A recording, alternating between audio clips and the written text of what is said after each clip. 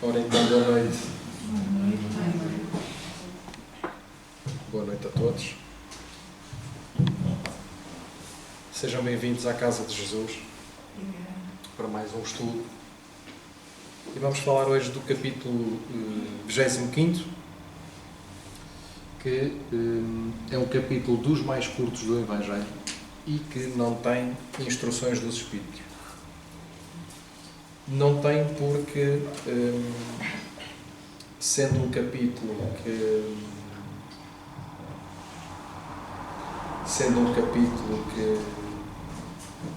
que nos vai colocar a trabalhar e que é algo que nós vamos ter que fazer, somos nós próprios, os amigos espirituais não vão deixar qualquer ajuda ou indicação nesse sentido, porque vai caber a nós fazer esse esforço e esse trabalho. O Evangelho que nós estudamos, que é o Evangelho segundo o Espiritismo, ele é dividido em 4 partes. Sendo que os primeiros 6 capítulos vai falar dos fundamentos, vai falar de Jesus, de não vir destruir a lei, o seu reino não é deste mundo. Depois do capítulo 7 ao 10 falam-nos das bem-aventuranças, dos bem-aventurados os pobres de espírito, os puros de coração, brandos e pacíficos, e fala ainda dos bem-aventurados misericordiosos. Depois, do capítulo 11 ao 20, são todas aquelas indicações, como eu costumo dizer aqui, aquele manual de boa conduta, daquilo que nós precisamos aprender para nós nos melhorarmos. A ser um dia podemos dizer que somos homens de bem. Sendo que depois, estes capítulos anteriores que nós estudamos, o 21º fala dos falsos profetas, o 22º fala dos irmãos de jornada, aqueles companheiros a quem nós damos a mão e caminhamos na nossa vida. O 23º coloca-nos a ter o cuidado de não levarmos tudo ao pé da letra, como vimos aqui nesse capítulo, quando fizemos o seu estudo. O capítulo que falamos o mês passado fala do caminho iluminado para nós e aquele que nós trabalhamos para sermos a luz e que os outros também possam ser a nossa luz. E este acaba isto é tudo uma preparação para chegarmos a este capítulo, que é o trabalho, o objetivo essencial daquilo que nós nos encontramos neste momento aqui a fazer, que é a nossa melhoria. A nossa melhoria não acontece de dia para dia, antes assim fosse. Acontece com o passar ele acontece de dia para dia, mas não é de um dia para o outro, que é isso que eu queria dizer. Mas requer muitas encarnações e reencarnações, porque nós não conseguimos abarcar tanta coisa ao mesmo tempo. Eu penso que nós somos crescidos o suficientes para sabermos os defeitos que temos, mesmo aqueles mais obscuros que nós tendencialmente não queremos aceitar que os temos, mas que temos. E este capítulo de buscar e achareis trata exatamente disso.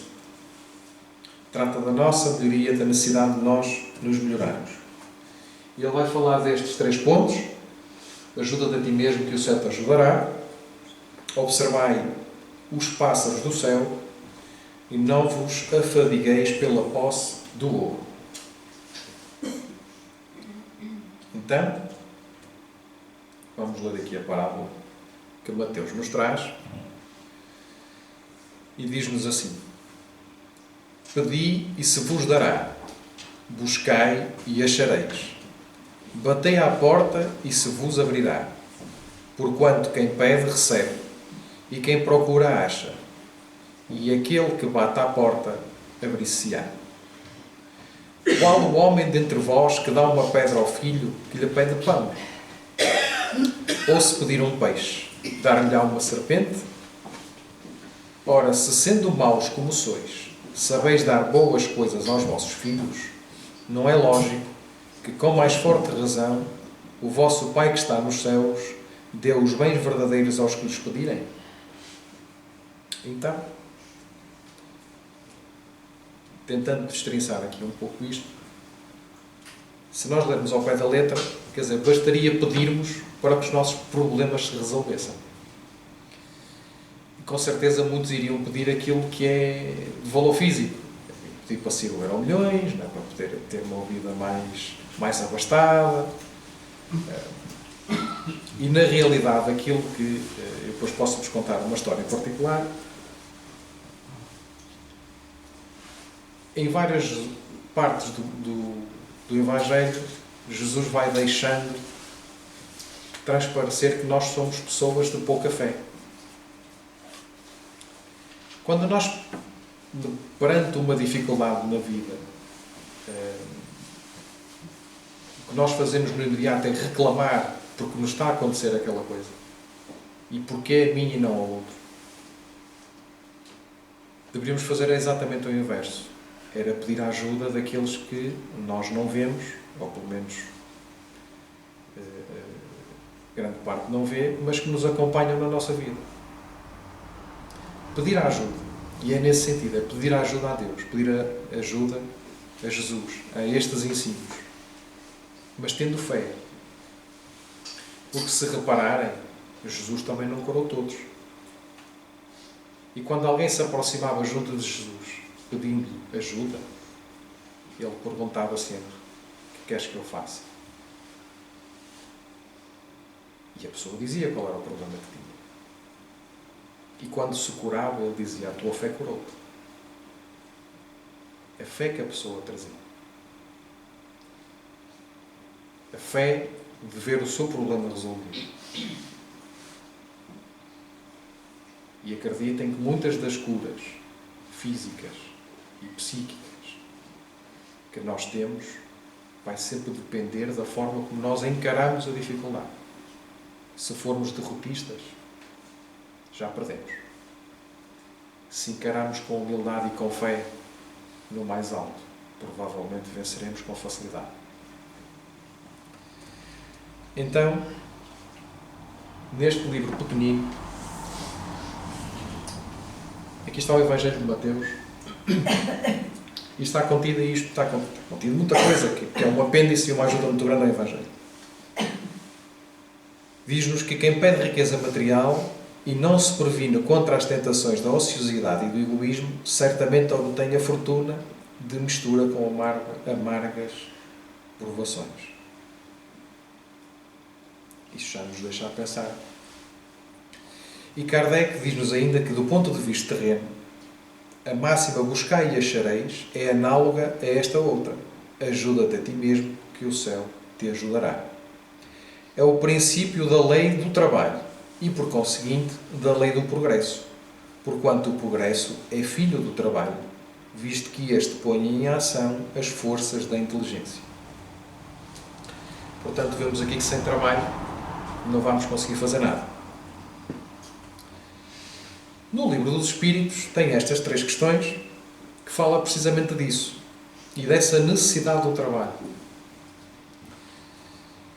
Na pergunta 674 é feita a pergunta: a necessidade do trabalho é a lei da natureza? E os amigos respondem que o trabalho é a lei da natureza, por isso mesmo que constitui uma necessidade. E a civilização obriga o homem a trabalhar mais porque lhe aumenta as necessidades e os gozos. Por trabalho só se devem entender as ocupações materiais? Não. O espírito trabalha assim como o corpo. Toda ocupação útil é trabalho. Porque o trabalho se impõe ao homem, por ser uma consequência da natureza corpórea. É a expiação e, ao mesmo tempo, meio de aperfeiçoamento da sua inteligência. Sem o trabalho, o homem permaneceria sempre na infância quanto à inteligência. Por isso é que seu alimento, sua segurança e seu bem-estar dependem do seu trabalho e da sua atividade. Ao extremamente fraco de corpo, outorgou Deus a inteligência em compensação, mas é sempre um trabalho. E isto agora fez-me lembrar o Steve Hawkins, que tinha uma deficiência enorme, praticamente só mexia os olhos, e era de uma inteligência e deixou um trabalho gigantesco para a ciência, não é? E, portanto, é um pouco isto que aqui diz. Nada nos é dado que não seja pensado. Portanto, nós temos tudo aquilo que necessitamos de ter para esta experiência que vivemos agora. Kardec continua ainda a dizer-nos que Deus, porém, lhe deu a mais do que outorgou ao animal, o desejo incessante do melhor. E é esse desejo que o impele à pesquisa dos meios de melhorar a sua posição, que o leva às descobertas, às invenções, ao aperfeiçoamento da ciência, porquanto é a ciência que lhe proporciona o que lhe falta. Pelas suas pesquisas, a inteligência se lhe engrandece, o moral se lhe depura. As necessidades do corpo sucedem às do espírito. Depois do alimento material, precisa ele do alimento espiritual. E é assim que o homem passa da selvageria à civilização.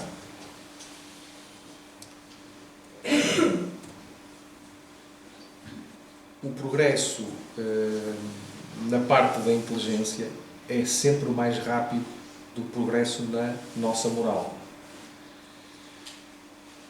Porque um depende do estudo e do esforço que se faz. E o outro, embora do esforço, é o nós deixarmos cair aquilo que nós trazemos. Se nós que estudamos sabemos que já cá estivemos muitas vezes, que passámos por muitas experiências, que se calhar já fomos uns fascínoras de todo tamanho, viciados nos mais tipos de vícios, e vamos depurando isto tudo, e estamos a falar em centenas ou milhares de anos. Parte da inteligência, aquele que segue a escola, se está apto para, em poucos anos, será médico, será advogado, terá a profissão que tiver que ter, mas rapidamente evolui nesse sentido. A moral não. A moral requer um trabalho gigantesco da nossa parte. E acreditem que deixar vícios para trás é extremamente difícil. Coisas pequenas, mesmo até o deixar de fumar. É difícil. Eu sei, é difícil. Mas, olhando a este quadro, conseguimos perceber que o horizontal mantém o corpo e o vertical sustenta a vida. Portanto, o trabalho externo é realizado no tempo horizontal, nas horas convencionais dedicadas à atividade para a aquisição dos recursos de manutenção e existência corporal. Como é óbvio, todos nós temos de trabalhar, porque senão ganhamos dinheiro para ter as nossas coisas. Nós temos de ter a nossa habitação, o nosso alimento, carro para nos deslocarmos, enfim. Tudo isso é importante e isso nós temos mesmo que o fazer. Depois tem a outra parte, que é o tempo vertical, que é ilimitado, porque caracterizado como de natureza interna. O trabalho de qualquer natureza, quando enobrecido pelos sentimentos, é amor e atividade. Feito com abnegação, em cujo tempo de execução o ser se encontra consigo próprio e desenvolve os valores reais do espírito, compreendendo que servir é a meta existencial. Ou seja, trabalhar é produzir transformação, oportunidade e movimento. Servir é criar simpatia, fraternidade e luz. Isto quem nos diz é Emmanuel.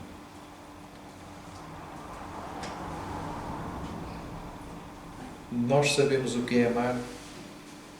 Nós falamos agora aqui de amor, mas nós sabemos o que é amar. O verdadeiro sentido da palavra amor. Nós não sabemos o que é não ser gananciosos, nem não ser egoístas. E nós sabemos que todas isso são chagas da humanidade. Como é que nós vamos conseguir saber o que é o amor?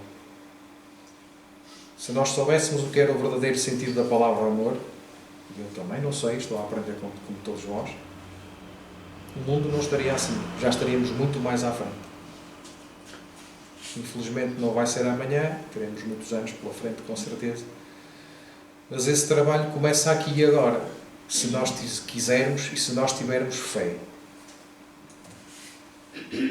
Kardec continua-nos dizendo que, mas bem pouca coisa é imperceptível mesmo em grande número deles, o progresso que cada um realiza individualmente no curso da vida.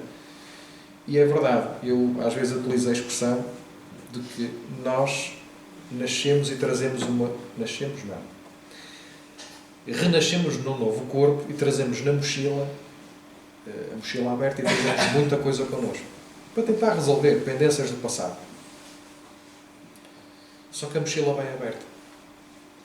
E às tantas, em vez de nós retirarmos, colocamos mais.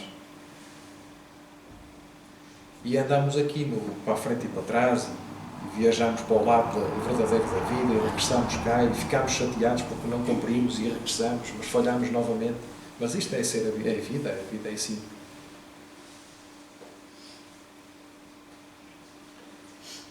O progresso que cada um vai realizar em prol do nosso Criador será a peça fundamental. E será a peça fundamental para que nós atinjamos esse objetivo, termos esta doutrina nas mãos. Quando eu digo aqui muitas vezes que realmente o Evangelho precisa mesmo de ser estudado, que é um manual de boa conduta, porque é mesmo. Se vocês me perguntarem se eu cumpro tudo o que ali está, claro que não. E cumpro todos os dias, também não. Mas faço um esforço enorme. Porque, pelo menos, se não cumpri, eu perceber que não cumpri e tentar melhorar no dia seguinte.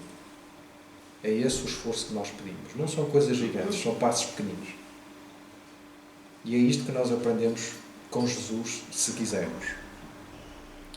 Então, como poderia progredir a humanidade sem a pré-existência e a reexistência da alma? Se fosse como muitos acham que a vida, nós morremos e acaba tudo, qual era o objetivo? Que progressão é que nós tínhamos? Que melhoria é que nós íamos ter? 70, 80, 90 anos ou pouco mais não são. Não é nada. É um nada para nós conseguirmos modificar-nos. Nós somos diferentes em termos de rapidez de crescimento em relação a outros animais, porque passamos 2 anos a aprender a andar, até começar a andar, e depois mais uns anos até ir para a escola, e depois mais não sei quantos anos na escola.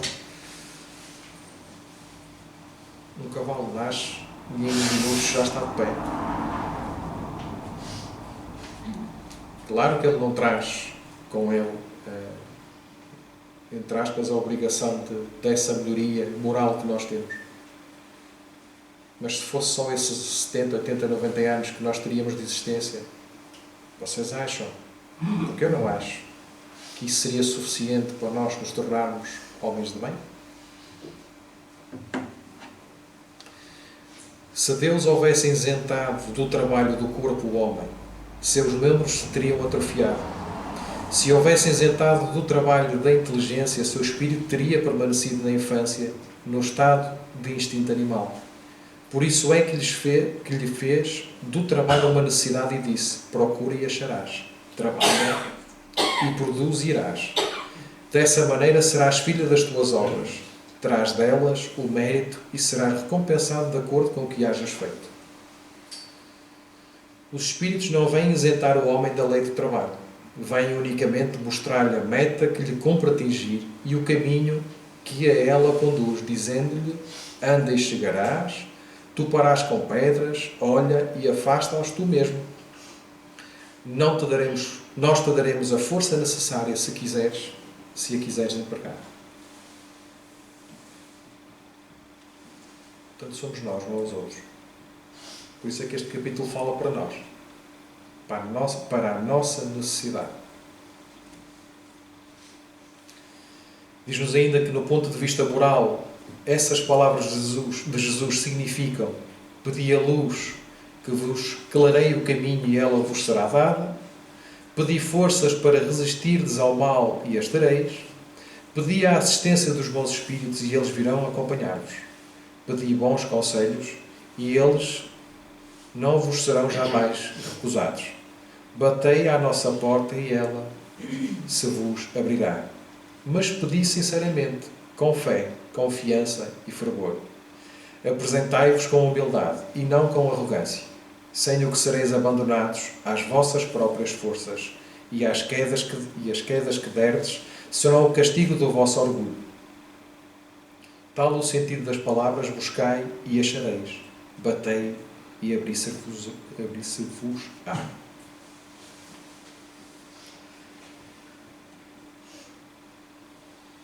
Deixando-nos ainda o alerta para nós não acumularmos tesouros na terra, onde a ferrugem e os vermes os comem e onde os ladrões os desenterram e roubam. Acumulai tesouros no céu, onde nem a ferrugem nem os vermes os comem. Porquanto, onde está o vosso tesouro, aí está também o vosso coração. Eis porque vos digo, não vos inquieteis por saber onde achareis o que comer para sustento da vossa vida, nem de onde tirareis vestes para cobrir o vosso corpo. Não é a vida mais do que o alimento e o corpo mais do que as vestes? Observai os pássaros do céu. Não semeiam, não ceifam, nada guardam em celeiros, mas vosso Pai Celestial os alimenta. Não sois muito mais do que eles? E qual dentre de vós o que pode, com todos os seus esforços, aumentar de um côvado a sua estatura? Porque também vos inquietais pelo vestuário. Observai como crescem os lírios dos campos. Não trabalham, nem fiam. Entretanto, eu vos declaro que nem Salomão, em toda a sua glória, jamais se vestiu com um deles. Ora, se Deus tenha cuidado de vestir dessa maneira a erva dos campos, que existe hoje e amanhã será lançada na fornalha, quanto maior cuidado não terá em vos vestir, ó homens de pouca fé. Não vos inquieteis, pois, dizendo que comeremos, ou que beberemos, ou de que nos vestiremos, como fazem os pagãos, que andam à procura de todas essas coisas. Porque o vosso Pai sabe que tendes necessidade delas. Buscai primeiramente o reino de Deus e a sua justiça, que todas essas coisas vos serão dadas de acréscimo. Assim, pois, não os ponhais inquietos pelo dia de amanhã, porquanto o amanhã cuidará de si. A cada dia basta o seu mal. Isto está em Mateus 6, 19 a 21, 25 a 34. E isto faz parte do Sermão da Montanha.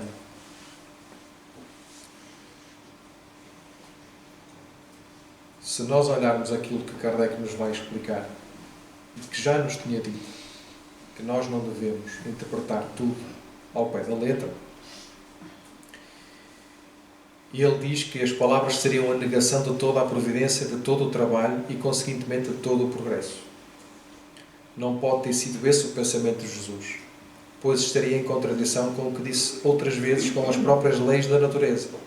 Deus criou os homens sem vestes e sem abrigo, mas deu-lhe a inteligência para fabricá-los. Isto está no capítulo 14 do item 6 e no capítulo 15 também no item 2.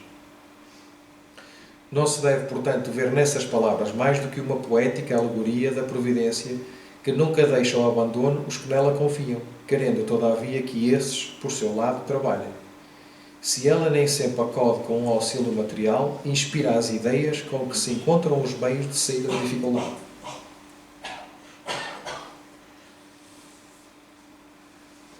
Uma vez, numa situação de trabalho,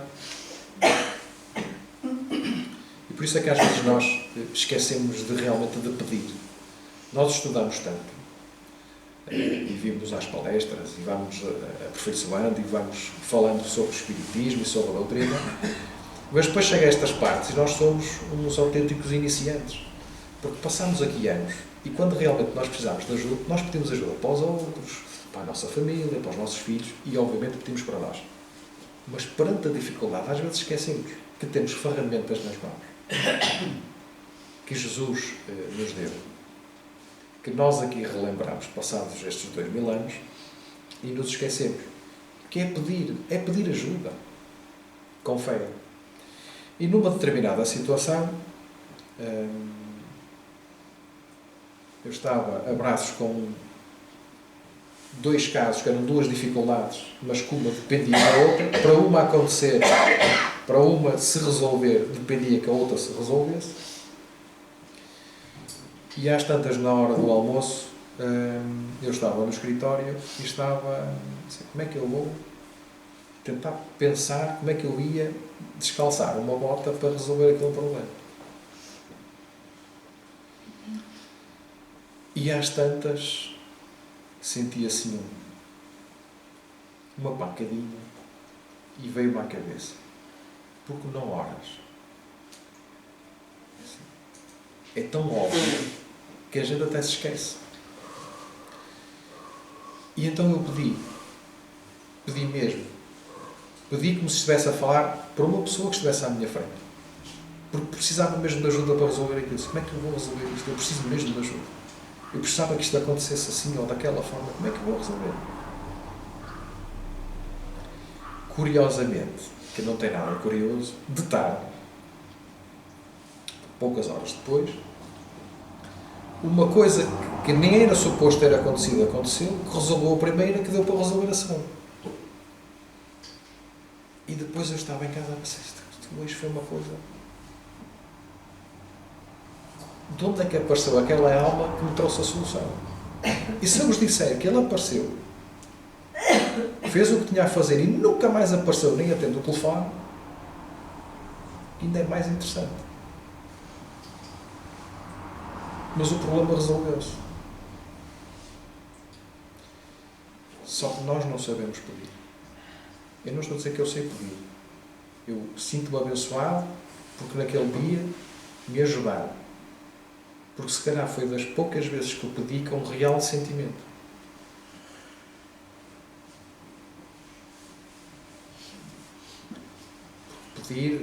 Pedir por pedir é fácil. Mas pedir numa aflição, com a fé de que vamos ser ajudados, acreditem que nós somos muito ajudados. Acreditem que nós somos mesmo muito ajudados. Nem sabemos quanto.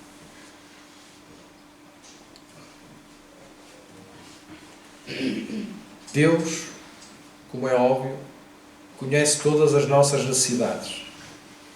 E a elas provê como for necessário. O homem, porém, insaciável nos seus desejos, nem sempre sabe contentar-se com o que tem. Isto chama-se ganância.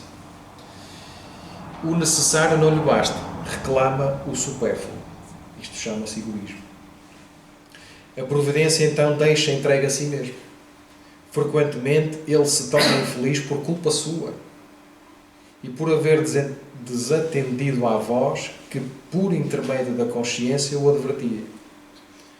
Nesses casos, Deus fala sofrer as consequências a fim de que lhe sirvam de lição para o futuro. Não é Deus que nos faz sofrer as consequências, nós é que as provocamos. E depois atiramos a responsabilidade para o lado de lá porque é mais fácil.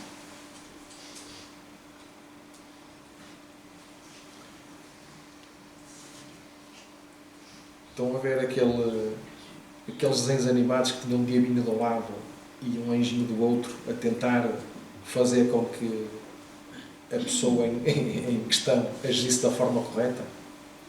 Só que nós só ouvimos aquele que está deste lado, que é o diabinho. Porque para ouvir este é preciso estar mais concentrado. É verdade que nós, nos nossos afazeres da vida, se é uma vida assim muito agitada, com muito stress, dificilmente conseguimos estar sintonizados com aqueles que nos ajudam. Mas se nós pudermos, numa pequena pausa, num momento de maior aflição, e deixo a dica, porque também funciona, podermos ir a uma casa de banho e encontrar ali 5 minutos onde possamos reconectar-nos com Deus, ajuda bastante. Ajuda bastante. Então a terra produzirá o suficiente para alimentar a todos os seus habitantes, quando os homens souberem administrar, segundo as leis de justiça, de caridade e de amor ao próximo, os bens que ela dá. Quando a fraternidade reinar entre povos, como entre as províncias de um mesmo império, o momentâneo supérfluo de um suprirá a momentânea insuficiência do outro, e cada um terá o necessário. A caridade e a fraternidade não se decretam em leis.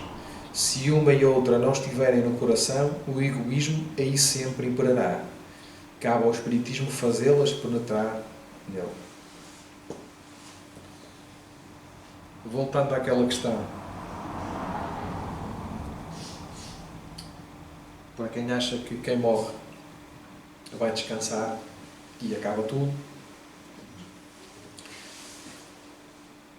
e isto é uma repescagem do trabalho anterior sobre este tema, será que nós vamos mesmo descansar? Nós sabemos que não. No nosso lar, naquele livrinho fantástico, e agora já saiu no Brasil, não sei quando é que chega cá, o Nosso Lar 2, que deve ser o filme, sim, o filme, que deve ser fantástico. Embora o livro, não sei se já viram o filme, O Nosso Lar, se não viram, aconselho, está no YouTube, é fácil de encontrar. O livro tem muito mais pormenores, coisas que obviamente não se podia fazer num filme de 1h30 ou 2 horas, não cabe lá tudo, mas o essencial está lá. E então tenho aqui alguns exemplos dos trabalhos que existem lá, que é para as pessoas entenderem, e quando eu falo aqui, falo para mim, para todos vós e para aqueles que nós não vemos. E isto era uma descrição da zona que estava a ser feita naquele capítulo, que é o capítulo 26. Então dizia que atravessamos largos quarteirões, onde numerosos edifícios me pareceram colmeias de serviço intenso. Percebendo uma silenciosa indagação, o novo amigo esclareceu. Temos aqui as grandes fábricas do nosso lar. A preparação de sucos, de tecidos e de artefactos em geral dá trabalho a mais de 100.000 criaturas. Portanto, tínhamos 100.000 desencarnados que estavam a tratar destas coisas. Diz-nos ainda também que ali vive o nosso abnegado orientador. Nos trabalhos administrativos utiliza ele a colaboração de 3.000 funcionários. Entretanto, é ele o trabalhador mais infatigável e mais fiel que todos nós reunidos. Percebi que se aglomeravam no recinto grandes e pequenos conjuntos de servidores em diversas missões, com objetivos múltiplos. Consagravam-se alguns ao amparo de criminosos desencarnados, outros ao socorro de mais aflitas, colhidas inesperadamente pelas renovações da morte. Outros ainda interessavam-se pelos ateus, pelas consciências encarceradas no remorso, pelos enfermos na carne, pelos agonizantes na crosta, pelos dementes sem corpo físico, etc, etc, etc. Ou seja, quem quiser ajudar tem muito lá que fazer. Reparem no cuidado que existe de terem colaboradores divididos em áreas específicas para receber aqueles que partiram nas maiores aflições, nas maiores doenças, nos desencarnos rápidos. Todo esse processo é feito lá. Portanto, existe um trabalho gigantesco do outro lado. Quando nós pensamos que nós aqui trabalhamos muito, somos um nada. Agora multipliquem isto por uma infinidade de mundos, todos eles habitados, no seu grau de evolução. E isto é só uma colónia, fala da colónia nosso lar, mas nós temos também uma quantidade grande de colónias à volta da Terra, que vão recebendo. Lembrando apenas que eles são quase 4 vezes mais do que nós. Portanto, falamos de um número muito grande. Seguindo aqui as indicações do professor José Herculano Pires para que nos conduza no nosso dia-a-dia e melhorando assim a nossa atitude mental, ele deixa aqui 10 pontos que são uma ajuda muito grande. Ao acordar, diga a si mesmo, que basicamente é um agradecimento. Deus me concede mais um dia de experiências e aprendizado. É fazendo que se aprende. Vou aproveitá-lo. Eu costumo fazer isto à noite. Quando me vou deitar, agradeço pelo dia. e pela oportunidade que tive. E peço, se for possível, que acorde no dia a seguir também, para continuar o trabalho. Ligue-se aos pensamentos bons e alegres. Repela as más ideias. Compreenda que você nasceu para ser bom e normal. As más ideias, as más tendências existem para você vencê-las, nunca para se entregar. Muda a maneira de encarar os semelhantes. Na essência somos todos iguais. Se alguém está irritado, não entre em sua irritação. Trate-o com bondade. Ajude-o, que também será ajudado. Com aqueles colegas mais difíceis de trabalho, não sei se isto às vezes é totalmente possível, mas um dia chegaremos lá. Orar e vigiar. Vigie os seus sentimentos, pensamentos e palavras na relação com os outros. O que damos, recebemos de volta. Cuidar os nossos pensamentos.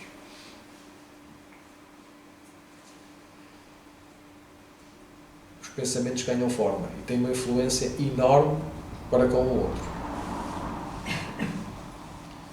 Se nós pensarmos durante muito tempo mal de uma determinada pessoa, se o outro abrir campo para isso, pode até adoecer.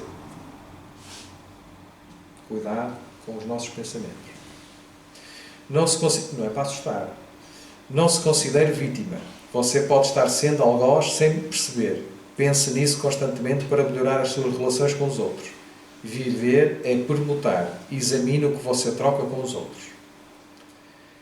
Ao sentir-se abatido, não entre, isto pronto, é a tradução brasileira, não entre nesse astral, é difícil sair dele. Lembre-se de que seus males são passageiros, mas se você os alimentar, eles durarão.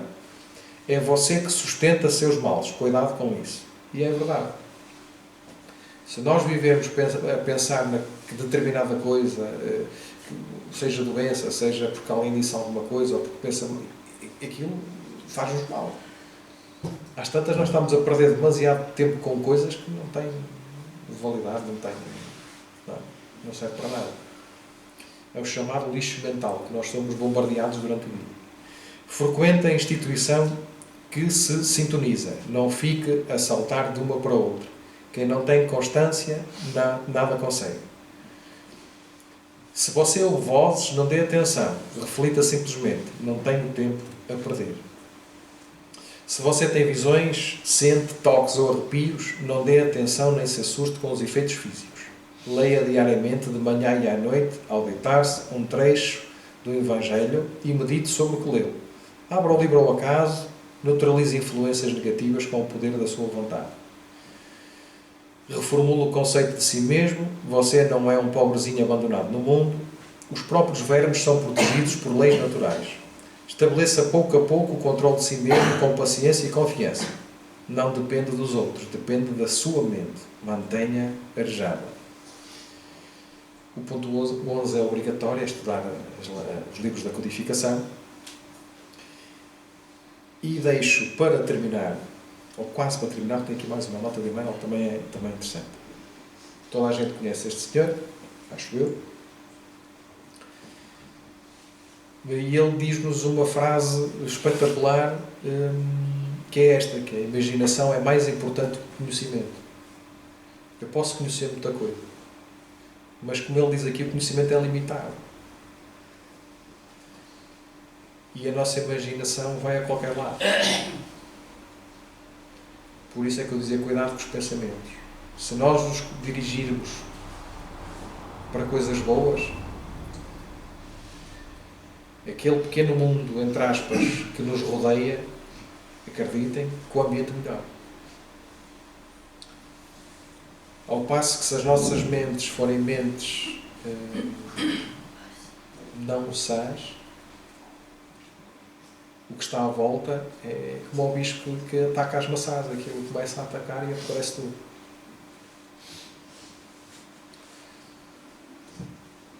Enquanto buscais a verdade em nossas palavras, procuramos o trabalho em vossas mãos. Para terminar com o e-mail. O que se retira é que temos um trabalho enorme pela frente. O trabalho vai sempre depender de nós e da nossa vontade, da nossa fé, para com Deus, para com Jesus, para com os amigos espirituais, para com o nosso anjo da guarda que nos acompanha.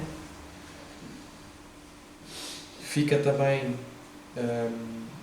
a ideia de que nós devemos reconectar com Deus. Fica a ideia que sem esforço nada poderemos fazer. E o pedido para que, dentro da vossa possibilidade, possam também estudar o Evangelho.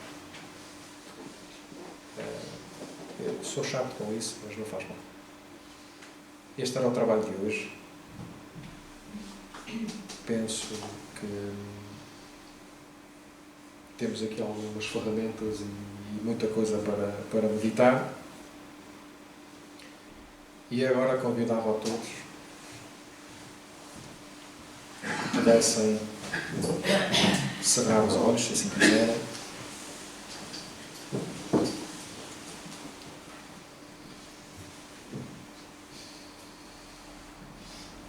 Agradecendo aos benfeitores desta casa pela ajuda,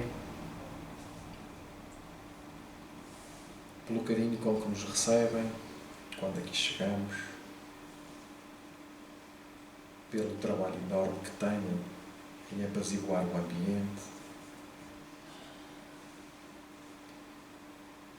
pelo trabalho de ajuda,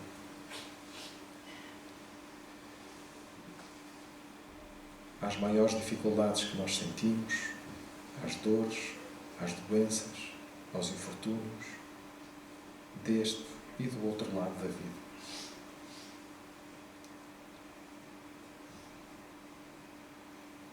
Agradecendo também a Jesus porque está nas nossas vidas.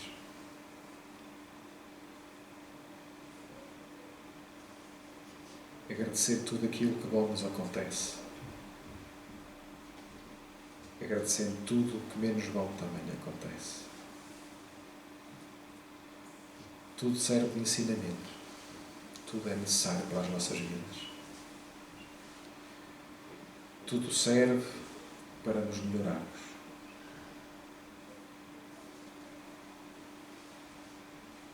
Quando não vamos a bem, vamos pela dor.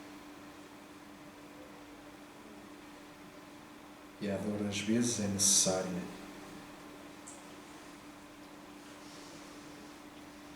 Ela é o impulso que nos coloca no caminho correto.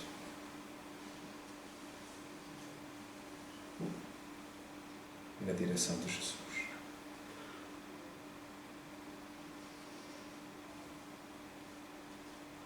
Pedimos, Senhor, a ajuda e o amparo